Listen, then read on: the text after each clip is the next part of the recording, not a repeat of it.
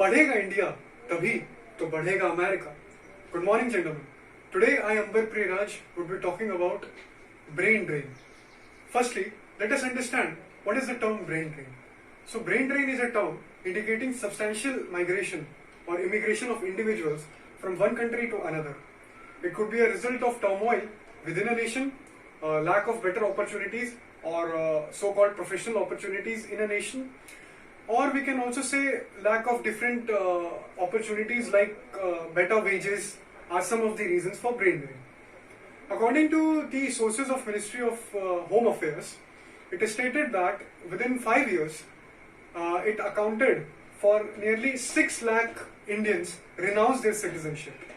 And more recently, if I talk about, then the amount of migration from India was of greater significance.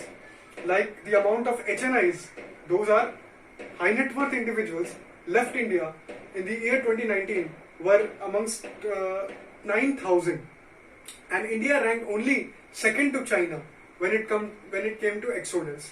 And in the year 2019, India became number one when it comes to exodus in the world. And according to Morgan Stanley report, there approximately 35,000 Indian entrepreneurs of high net worth left India in 2019. What could be the reasons for brain drain? So, it could be traced back to a few reasons. But before that, I would like to tell you that with the announcement of Parag Agrawal as the Twitter CEO, Twitter entered a long list of tech companies which are headed by Indians who either migrated to the United States of America. And the other companies, tech companies also include Google, Microsoft, and Amazon, IBM, Palo Alto Networks, amongst others. So India has been a net exporter of brain for the moment. Now, moving on to the pull factors in brain drain, push factors. So the push factors are, number one, lack of better opportunities. So in India, students see or witness that there is a lack of better opportunities when it comes to studying here and settling here. Number two could be low significance or emphasis on research facilities. That is why most of the Indian students migrate to other nations. And talking about the interests of the Indian individuals in other countries, so these are nations which are largely affiliated with the GCC. GCC stands for Gulf Cooperation Council. And these countries are namely United States of America, United Kingdom, Canada, Australia, Italy, amongst others. And one of the reasons is the lack of better wages.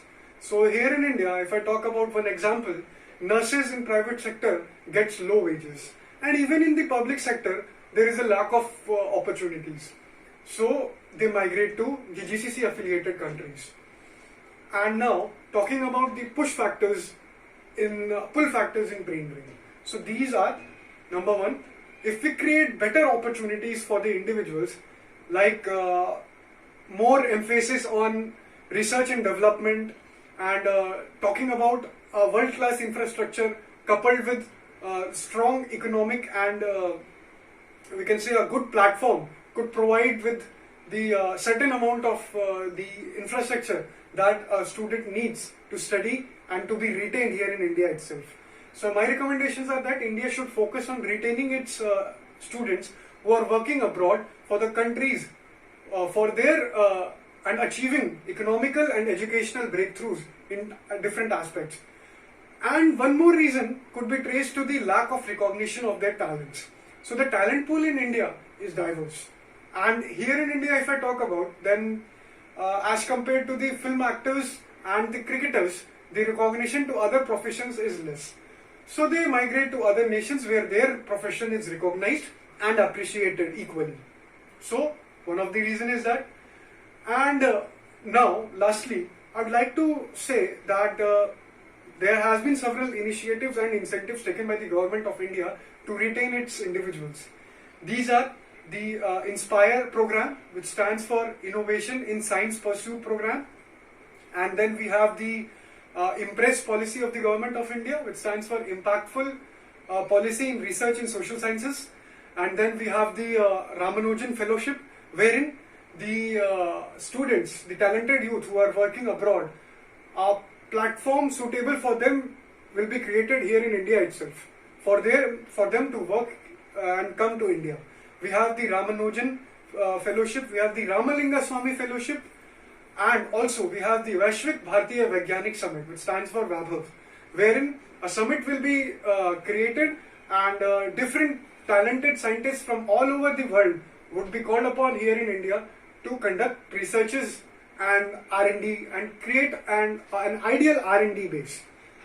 So, lastly, I'd like to say that, of course, India has created a few steps, and my recommendations are that institutions of excellence should be created large in numbers, and therefore the focus should be on creating, like I said, institutions of excellence and infrastructural development coupled with strong economical and good support, so that India's GERD, which stands for Gross Domestic Expenditure on Research, could be boosted. Thank you so much.